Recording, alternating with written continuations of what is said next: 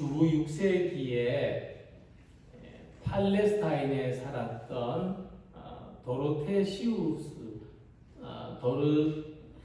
도르테우스라는 수도자가 있었습니다. 그는 말하기를 이 세상이 둥근 원이라면은 하나님은 그 한가운데 그 중심에 있는 점과 같다. 그래서 이제 사람들이 이 원 안에 흩어져 살고 있는데 하나님께로 가까이 오려는 사람은 이 원의 중심을 향해서 나아갈 수밖에 없고, 그럴 때 우리는 하나님과 가까워지는 동시에 서로의 거리도 가까워지게 된다. 이렇게 말합니다. 즉, 우리가 하나님과 가까워지려고 할수록 사람들과도 가까워지게 된다는 겁니다. 근데 사람들은 서로를 어떤 사람은 이웃으로, 어떤 사람은 원수로 서로 이렇게 거리를 두고 있지만 하나님께는, 이 중심이신 하나님께는 모두가 이 원 안에 있는 존재들입니다.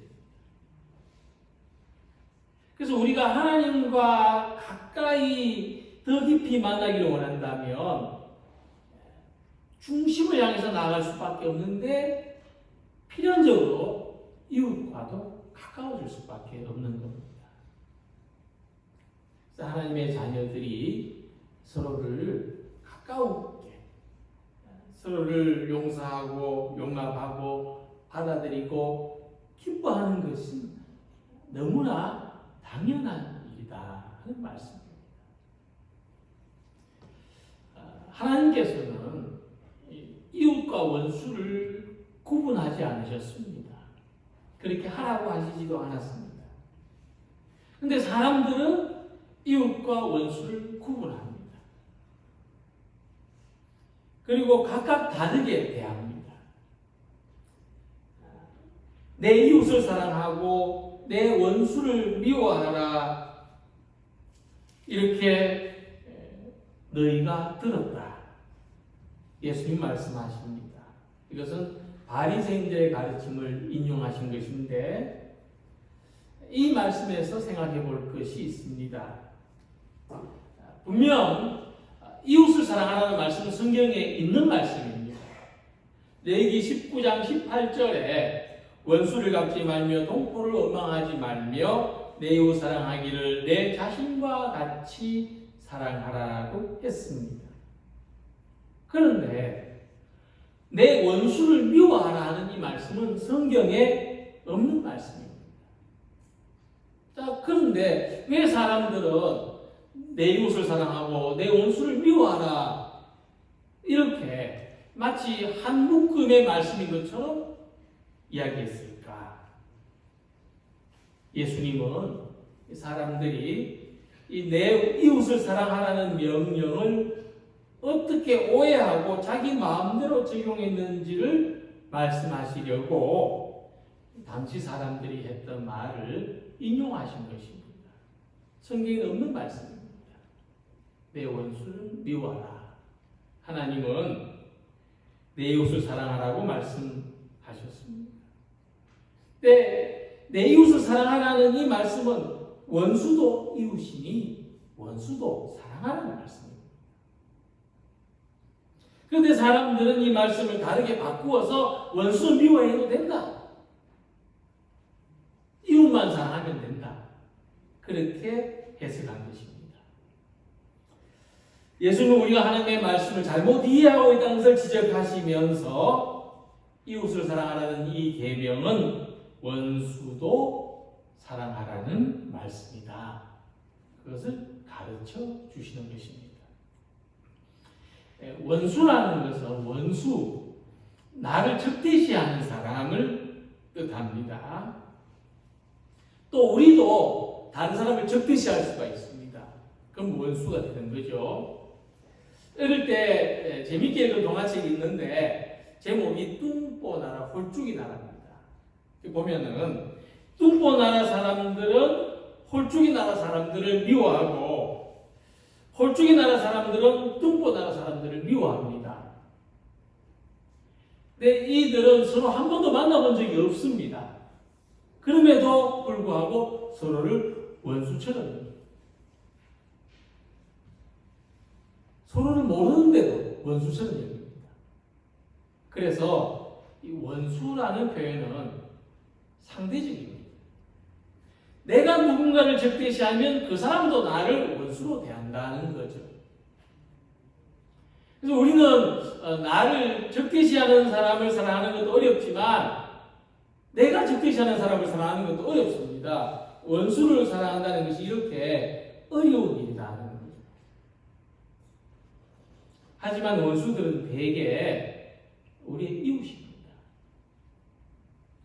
이웃과 함께 살다 보면 그 중에서 우리를 적대시하거나 우리가 적대시하는 사람이 생기는 거죠.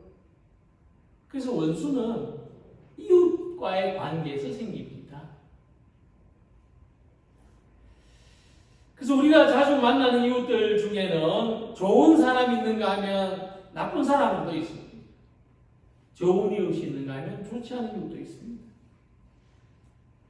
그 중에서도 좋은 이웃은 뭐 특별히 노력하지 않아도 사랑할 수 있을 것 같습니다.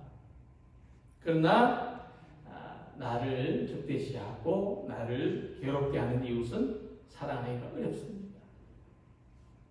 근데 예수님은 나를 적대시하는 사람들, 심지어는 너희를 박해하는 자들을 위하여 기도하라고 말씀하십니다. 나는 너희에게 이르노니 너희 원수를 사랑하며 너희를 박해하는 자를 위하여 기도하라. 자, 이웃을 사랑하라는 이 말씀에 원수를 사랑하는 뜻이 포함되어 있습니다. 그러니까 예수님은 우리가 만나는 모든 사람들을 사랑하라고 하신 것인데, 근데 특별히 예수님이 원수를 사랑하라고 하실 때에 이 명령입니다. 사랑하라. 명령으로 하셨는데 이 사랑의 의미가 뭔가가 중요합니다. 헬라어에는 사랑을 의미하는 네 가지의 단어가 있습니다. 첫째로 아가페입니다. 하나님의 은혜롭고 자비로운 사랑을 의미합니다. 둘째로 필리아입니다. 필리아는 친구 사이의 신뢰와 친밀함을 뜻합니다. 셋째로는 에로스입니다. 서로에게 열정을 느끼는 남녀 간의 사랑에 주로 사용되는 말입니다. 넷째는 스톨게입니다. 스톨게는 부모와 자녀 간에 느끼는 가족의 사랑을 말합니다. 사랑에도 이렇게 종류가 다양합니다. 자, 그러면 예수님이 원수를 사랑하라고 하실 때에 어떤 단어를 쓰셨을까요? 스톨게일까요? 에로스일까요? 필리아일까요? 아가페일까요? 놀랍게도 아가페라는 단어를 쓰셨습니다. 우리가 이웃하고, 그죠? 이웃하고 우리가 이 중에서 가능한 사랑이 뭐겠냐 생각해보면 필리아가 가까울 것 같습니다. 이웃하고 서로 신뢰를 느끼고 또 뭐 서로 존중하고 친친하고 이런 건데, 그런데 이런 것도 참 귀한 일인데 나를 적대하는 사람한테 은혜롭고 자비로운 아가페의 사랑을 하라는 이 말씀은 정말로 상상조차 하기 어려운 말씀입니다. 그래서 이 아가페의 사랑을 실천하려면은 내 마음으로 안 됩니다. 내가 이 사람 좀 좋게 해줘야 되겠지. 내가 이 사람 좀 잘해줘야 되겠다. 이걸로 안 됩니다. 아가페의 사랑을 하려면 결심이 있어야 됩니다. 의지가 있어야 됩니다. 어떤 의지요? 내가 하나님 말씀대로 하겠다는 겁니다. 내가 이 사람 좋아하겠다가 아닙니다. 내가 하나님 말씀대로 하겠다. 그 결심과 의지가 있어야 아가페의 사랑을 할 수가 있습니다. 우리는 하나님의 말씀을 따르기 때문에 예수님 말씀대로 원수에게 아가페 사랑을 가질 수가 있는 것입니다. 어떤 젊은 부부가 독일에 가서 살게 됐는데 5살짜리 아이를 유치원에 보냈습니다. 유치원에 이제 첫날 갔다 왔는데 어떤 일이 있을지 궁금할 거 아니겠습니까? 그래서 오늘 유치원에서 친구들 어떻게 지냈니? 친구들이 어떻게 뭘 하더니 물으니까 그랬어요. 꺼져 라고 하더라.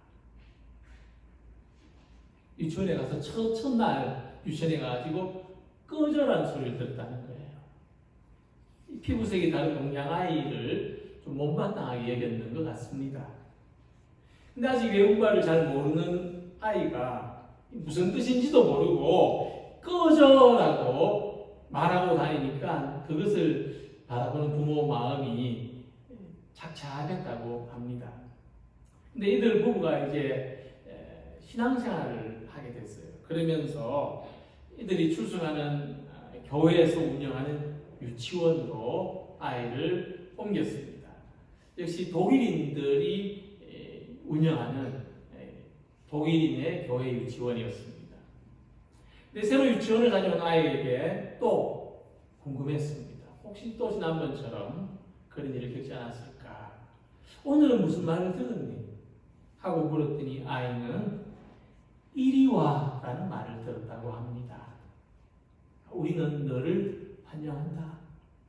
늘 받아들인다는 뜻입니다. 그때 부모가 이런 생각을 했다고 합니다. 아, 교회는 다르구나.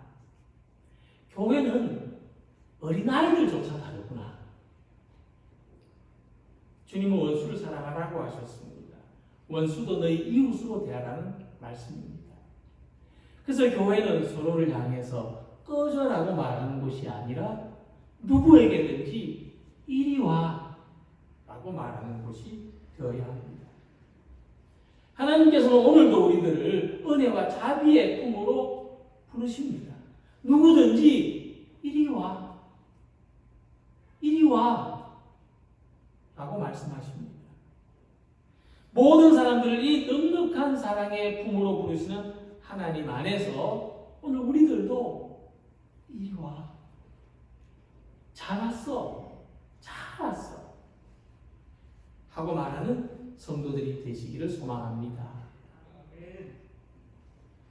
자, 원수를 사랑하라는 것은 예수님이 제자들한테 주신 말씀인데, 근데 예수님 보시기에도 이 원수를 사랑하는 게 쉬워 보이지 않으시다는 거죠. 이게 쉽겠습니까? 어렵죠. 그럼 어려운 일은 뭐가 따릅니까? 하고 나면은 상을 주는 거죠. 어려운 일을 한다면 상을 줍니다. 그래서 예수님 이 말씀대로 잘 따르면 상을 주겠다고 말씀하십니다. 너희가 너희를 사랑하는 자를 사랑하면 무슨 상이 있으리요? 그래서 너희가 원수를 사랑하면 상을 줄 텐데 이같이 한즉 하늘에 계신 너희 아버지의 자녀가 되리니 이 상을 주겠다는 말씀입니다. 자, 근데 이 상은 특별히 잘한 사람만 주는 상이 아닙니다. 면류관하고는 다릅니다. 이 상은 어떤 의미냐면은 포도밭에서 수고한 모든 일꾼이 퇴근할 때 받아가는 일당을 말합니다. 그러니까 원수를 사랑하는 것은 그 일을 잘할 수 있는 탁월한 사람한테만 기대하는 일이 아닙니다. 아, 네가 제일 낫겠구나. 그래, 다른 사람은 놔두고 너는 원수를 사랑해라 이 말씀이 아닙니다. 비록 서툴러도, 비록 어떻게 해야 될지 잘 모르겠어도 하나님이 원하시는, 하나님이 시키시는 일인 줄 알고 수고한 사람, 낑낑거리고 애쓴 사람한테 주는 보상이다 하는 겁니다. 자, 그러면 우리가 어떻게 해야 됩니까? 무엇을 해야 됩니까? 오늘 말씀을 통해서 구체적으로 보면 첫 번째로는 그들에 대해서 좋은 말을 해야 됩니다. 물론 이웃에 대해서 좋은 말 해야 되죠. 성경 주석하는 사람 매튜 헨리가 책에서 말하기를 예수님은 너를 저주하는 자를 축복하라는 뜻으로 원수를 사랑하라고 말씀하셨다고 풀이했습니다. 이것을 킹 제임스 번역 성경에 보면 너희를 미워하는 자들에게 선을 행하라 하는 말씀으로 번역이 된 것을 참고했습니다. 원수가 우리를 향해서 욕을 하거나 저주하는 말을 했다고 해서 우리도 그대로 욕을 하거나 저주하지 말고 정중하고 친절하게 말해야 된다는 겁니다. 뒤에서 험담할 것이 아니라 그들이 가진 좋은 점을 칭찬해야 된다고 하는 것입니다. 이것을 베드로전서 3장 9절에서 악을 악으로 욕을 욕으로 갚지 말고 도리어 복을 빌라고 말씀했습니다. 두 번째는 원수들에게 좋은 일을 해야 됩니다. 영국의 종교개혁자 캔터베리의 대주교 크랜버라는 분이 있는데 그 말하기를 원수를 친구로 만드는 방법은 그에게 나쁜 일을 하는 거다고 했습니다. 이 말이 역설적인데 우리가 원수에게 받은 대로 당한 대로 욕을 하거나 저주를 하는 것은 오히려 원수가 기대하고 원수가 좋아하는 일을 하는 거다 하는 말입니다. 저쪽에서 한 대 날렸다고 나도 난 2대 그래 내가 기다렸다 그럼 3대 원수가 기다리는 일을 하는 거다. 우리에게 적대적인 원수는 우리가 계속해서 그를 적대적으로 대하도록 그것을 좋아하고 기뻐한다는 겁니다. 원수는 우리하고 친해질 마음이 없어요. 그래서 원수가 무엇을 싫어하는가 하면 친구로 대하는 것을 싫어한답니다. 이것을 알아. 특히 원수는 우리가 그들의 영혼을 위해서 선한 일을 베푸는 것을 아주 싫어한다고 했습니다. 그래서 크랜버는 이렇게 했대요. 자기한테 불친절했던 사람들을 많이 도와줬다고 합니다. 그는 이렇게 원수가 싫어하는 일을 찾아서 했어요. 하지 말라는데 자꾸 했어요. 그래서 원수는 사라지고 친구가 많이 생기게 되었다고 합니다. 그리고 세 번째는 원수들을 위해서 기도하는 것입니다. 너희를 박해하는 자를 위하여 기도하라. 예수님이 특히 먼저 박해를 받으셨죠. 많은 반대자들이 있었습니다. 그들은 예수님이 가르치시고 예수님이 사랑하신 것을 왜곡하고 비난했습니다. 어떤 사람들이 말하기를 예수님이 왜 밤마다 동산에 올라서 기도하셨는지 아느냐. 그렇게 기도하지 않으면 안 될 만큼 힘들고 괴로운 일이 많았기 때문이다. 그렇게 말했습니다. 그럼 예수님 어떻게 기도하셨습니까? 그들 망하게 해달라고 기도하셨을까요? 아마도 예수님은 그들을 용서해달라고 기도하셨을 줄로 믿습니다. 예수님은 그들을 용서해 주실 것과 또 그들과 화평하게 지낼 수 있기를 기도하신 거죠. 자, 예수님은 우리가 이렇게 하면 상을 받아서 하나님의 자녀가 된다고 말씀하셨습니다. 무슨 말씀이냐 하면 왜 뻔히 아는 말씀을 하시는 것일까 싶은데 그렇지 않습니다. 원수를 사랑할 때에 우리는 하나님께서도 인정해 주시는 자녀가 된다는 겁니다. 나만 그렇게 생각하는 게 아니고 나는 하나님 자녀라고 생각하는데 하나님 보실 때는 하나님 닮지 않았어요.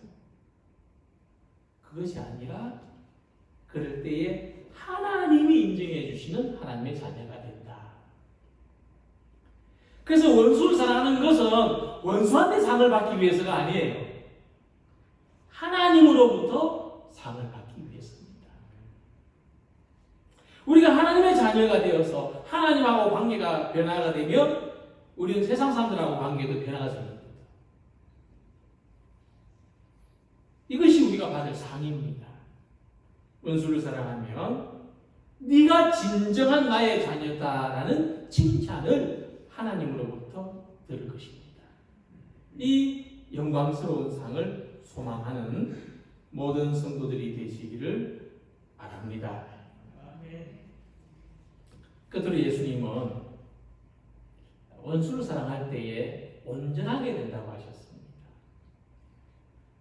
하나님이 온전하신 것 같이 너희들도 온전하라. 예수님은 하나님이 어떻게 온전하신지, 하나님이 온전하시다는 게 뭔가 이렇게 가르쳐 주셨습니다. 이는 하나님이 그 해를 악인과 선인에게 비추시며 비를 의로운 자와 불의한 자에게 내려주심이라. 그러니까 하나님은 착한 사람, 나쁜 사람한테 똑같이 비를 내려주시고 빛을 비춰주십니다. 우리 어떻습니까? 내가 온전하다고 할 때 상대방은 온전하지 못하다는 이중적인 기준을 가지고 있어요. 내가 좀 안다고 하는 사람들은 상대방을 모른다는 생각을 항상 가지고 있습니다. 내가 선하다고 하는 사람들은 다른 사람은 악하다 하는 판단을 가지고 있습니다. 그래서 우리가 자기 관점에서 선과 악을, 옳고 그름을 나누려고 하는 것은 하나님 보시기에 온전하지 않다는 거죠. 그래서 하나님은 모든 사람에게 은혜를 베푸십니다. 그래서 온전하시다는 겁니다. 우리도 그럴 수 있으면 온전해지는 거죠. 자, 우리가 생각하는 원수는 누굽니까? 우리가 생각하는 원수 중에서 가장 나쁜 원수는 예수님을 십자가에 못 박은 사람들 아니겠습니까? 히틀러가 유대인들을 학살할 때 그런 사람들의 그런 심리를 이용했다는 거죠. 저 유대인들 예수님 못 박아주기 나쁜 종족이다. 없애야 된다. 그랬다는 거죠. 근데 예수님은요, 그런 사람들까지 사랑하라고 하셨습니다. 우리의 선악 기준으로 다른 사람을 판단하고 적대시하고 내가 선하다고 생각하는 것을 이루기 위해서 남을 해치는 이 악한 본성을 십자가로 소멸하신 것입니다.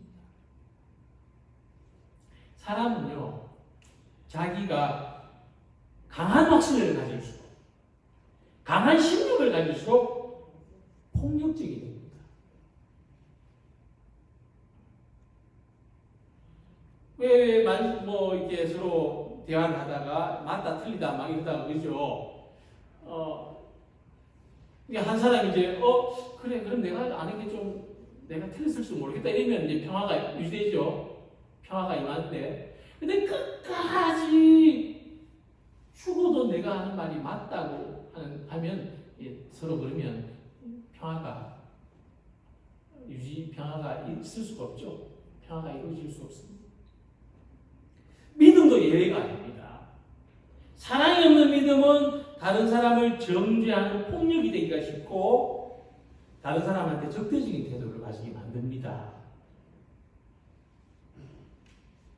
그래서 내가 가진 신념과 반대되는 입장이나 태도의 사람들을 원수라고 규정하는 것은 악한 마음에서 나오는 겁니다. 절대로 그러면 안 되죠. 그래서 하나님은 악한 사람한테도 햇빛과 비를 주신다 그랬습니다.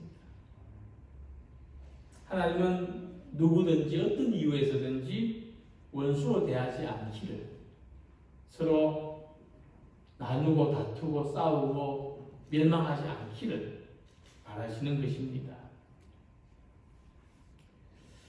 어떤 사람이 있었는데 이 사람은 테니스 스타가 되기를 꿈꿨습니다. 블레이크 마이코스키라는 사람인데, 근데 이 사람이 이제 운동을 하다가 예상치 못하게 부상을 당했습니다. 어쩔 수 없이 이제 테니스 선수는 못 되고 사업을 시작했는데 할 때마다 실패하는 거예요. 한 5번 망해먹었습니다. 그러니까 이제 안 되니까 이제 머리나 좀 식혀야 되겠다 하고 2006년도에 아르헨티나로 여행을 갔습니다. 근데 이 여행 가가지고 이 인생이 바뀌었어요. 이 아르헨티나라는 당시 가난한 나라죠. 가가지고 두 가지를 봤는데 하나는 신을 신는 사람과 다른 하나는 신을 못 신는 사람을 봤어요. 근데 신을 신는 사람을 보면서 저 신발 좀 품질만 좀 개선하면 아주 인기가 있을 것 같다 생각을 했고, 신을 못 신는 가난한 아이들의 그 상처난 맨발을 보면서 쟤들한테 신을 좀 신겨주면 좋겠다 이 생각을 하였습니다.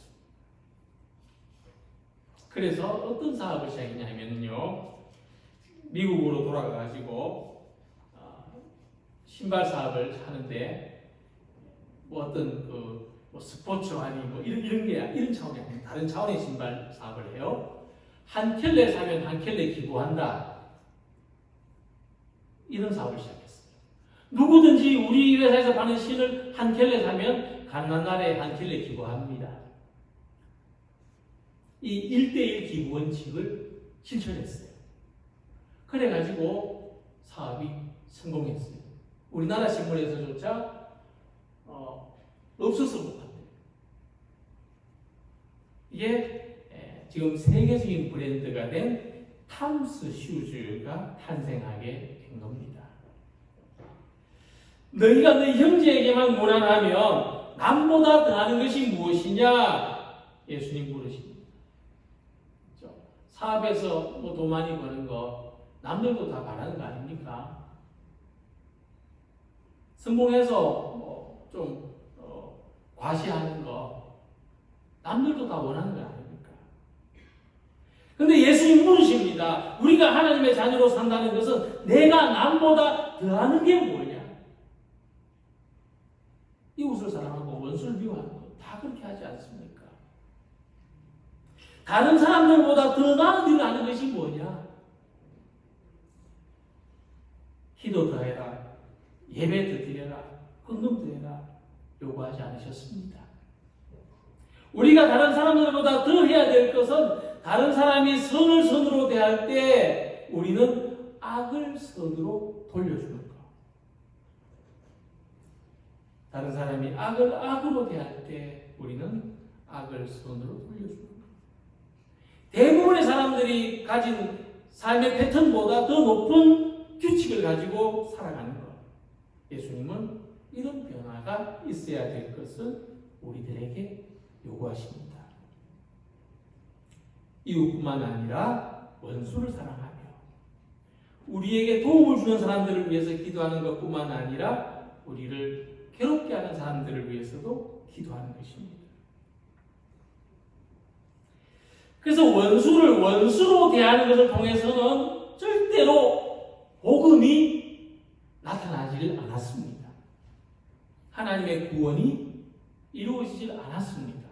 그러나 원수를 친구로 대하신 사랑하신 예수님을 통해서 복음이 나타났고 하나님의 구원이 나타났습니다. 우리는 먼저 이 사랑을 받았습니다. 하나님이 우리에게 이 아가페 사랑을 주셨습니다. 하나님께서 은혜로 사랑하셨으니 우리도 은혜로 나누어야 하는 것이 복음입니다. 원수는 우리의 이웃들 가운데 있습니다.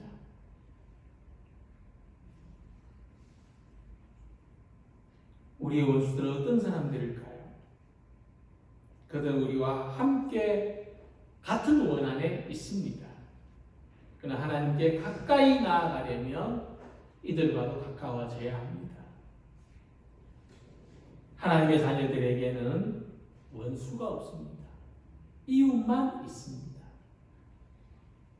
그것은 내가 변화되었기 때문입니다. 내가 이제 이웃을 원수로 만들지 않기 때문입니다. 원수를 이웃으로 만들며 살아가기 때문입니다. 이 온전한 삶, 이 충만하고 부족함이 없는 삶을 살아가는 또 또한 소망하는 우리 모두가 되시기를 주님의 이름으로 기원합니다. 기도드리겠습니다.